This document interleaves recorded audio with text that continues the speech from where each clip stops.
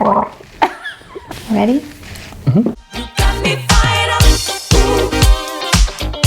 Hi guys, welcome to Fired Up with Maya Killtron, and this week we are so lucky because we have DJ Cosmo back in the studio. Well, we've been waiting a long time to do this episode, exactly the amount of time since we started doing the show, so just a couple weeks. But we've been waiting a long time to do this. This week we're getting fired up about croissants. You excited? Yeah. Okay. We also decided to continue to support local businesses in the video, so all of the croissants you see in front of us are from a 1 kilometer radius from our house, which we're lucky to live in a great area that happens to have all these places. Also, I decided to take a slightly more scientific approach to just trying out the croissants. We're not going to rate them, but we do have a metric to kind of decide what we like more or less about something. And this week we decided to also incorporate a control croissant. We have a control croissant. So we eat a bite between each croissant, or we start with we'll start with the control. Okay. That's the most neutral. It's the most okay.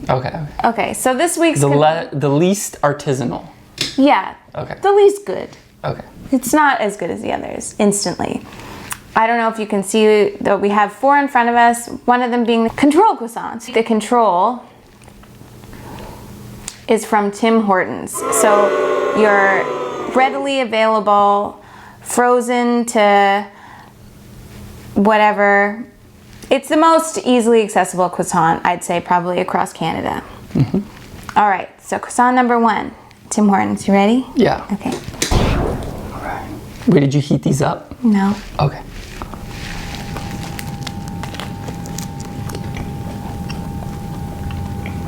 Not bad. Fresh. It's not stale. It's not stale. These are the ones, if they get stale, they're really bad. Yeah. It's kind of like almost rubbery though. You know what I mean? Yeah. There's no crunch and no flake at all. I wouldn't be mad if I got this for free. Yeah. Well, this is a good alternative to a donut. It's on like a donut level. Would you have a donut, this instead of a donut? I think so. Really? It's one of the better, cheaper croissants I've had. Really? Mm-hmm. I don't like them that much. Like how much was that? $1? I don't know. I think it's about $1. Okay, I give you the option. You can choose. You want to stick to trad French style croissants or take a little left turn into... Let's get weird. Oh. Okay. This is not necessarily weird, but it's certainly a different style of croissant. This is from the Riviera Bakery. So it's an Italian croissant. And this one specifically is Italian chocolate. They didn't have plain, so we kind of had to take a little detour. I don't think anyone's mad. Well, like a chocolate croissant, but in the shape of a traditional? Yeah. Okay, cool. Yeah. I like that. So this is Riviera Bakery on College Street, again, within 1 kilometer of our house. Okay.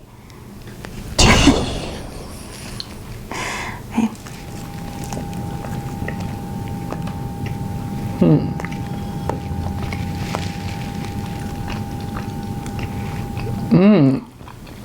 This is more like a bun. Yeah, it's breadier. It's a bun heavy. in the shape of a croissant. Yeah. Yeah, bread-like. The chocolate is good. It's a little sweeter than you would get in like a normal chocolate croissant. Yeah. It's heavy. Like if you had this early in the morning, it's going to carry you all the way to lunch. Could you just have this and a coffee and make it to lunch? I think so. I don't think I could. Okay. This is not really a croissant. This is like a pastry bun. It's definitely a pastry. A delicious pastry. Why are you a croissant expert? Because I've eaten thousands. Yeah. Do you think because you're French, you're more of an expert about it? Yeah, I mean, when I moved to Canada, I was definitely picky about my pastries, but I think Canada's caught up over the last 20 years. I think some people have caught up. I think we still kind of North Americanize things. You know what I learned today, which is very interesting? the croissant was an import to France. It wasn't born there. Cool. From where? The Ottoman Empire via Vienna. Cool. And then legend has it, I only read one article, so I'd be interested to see what other people's history of the croissant might bring up. I read two things, and one of them was just preposterous, which is really funny. It said like the croissant was actually American, and I was like, we're just not going to indulge that article in any more reading. But this one was interesting. It said that when Marie Antoinette moved to France after her marriage, she missed her pastries from Vienna. So the pastry staff made, I can't remember what it's called. It's a pastry that kind of the croissant, the grandfather of the croissant, and then it kind of became popularized in the kitchen and then spread to neighboring areas and then kind of took on a life of its own and became iconically French. Like let them eat croissants. Was famously said.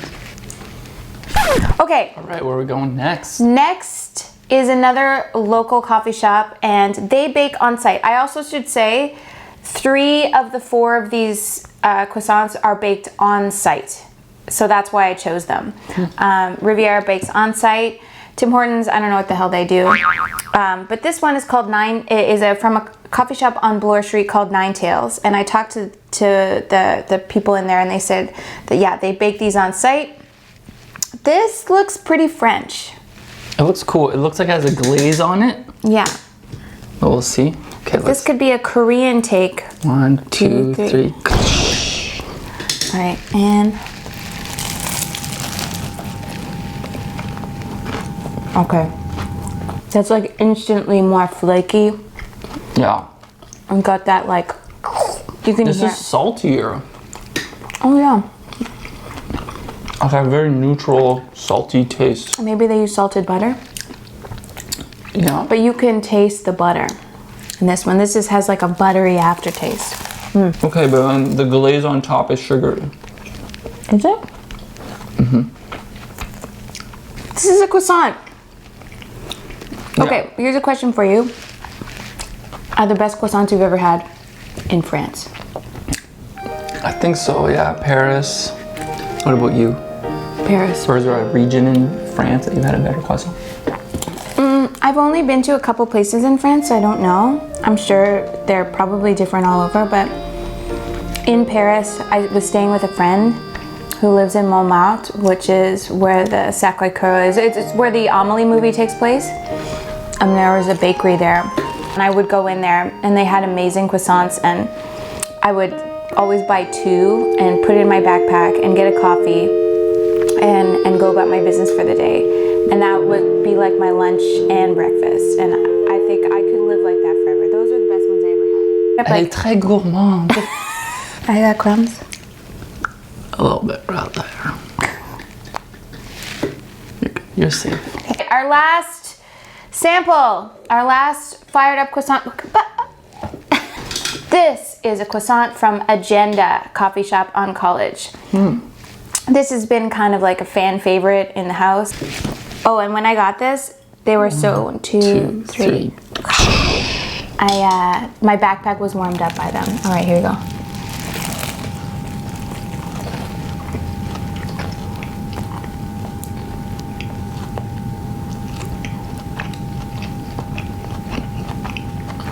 Oh yeah. This just tastes like they put way more butter than any of the other ones. But it's the perfect flaky, you've got the kind of super pillowy inside that's soft, and you have that perfect crunch on the outside, and it's like the butter just explodes into your mouth. Yeah. Good visual. This one is so crispy on the outside and so flaky on the inside. It's, I don't know how they do that. It's so good. This is the closest thing to a French croissant I've ever had in Toronto. This is fantastic. I bought 2. Oh. Oh my God. Yeah, this is very close to France. I mean, I don't see. I think they all, like you said, they suit different purposes. This croissant isn't trying to be a French croissant. It's its own thing. Yeah. which I really like. I do like the sweetness of this one. Yeah. You like a chocolate croissant though? Yeah. I prefer the almond. I do like almond croissant too, but sometimes it's a bit too heavy. I could eat the Agenda one all day, every day. I do agree. Yeah. We might have to do a follow-up. Just find more croissants. If you have more croissant suggestions, we would love to do a part 2 of Fired Up Croissants. So if you have a recommendation of a great croissant, it doesn't necessarily have to be Viennese or French, but someone that's making a great pastry, we'd love to know. Thank you so much for joining DJ Cosmo and me, Maya Killtron, on another episode of Fired Up. This week, croissants. If you have any suggestions about what we should get fired up about, be sure to mention it in the comments below. Make sure to smash the like and hit subscribe. We've got another episode coming every Friday.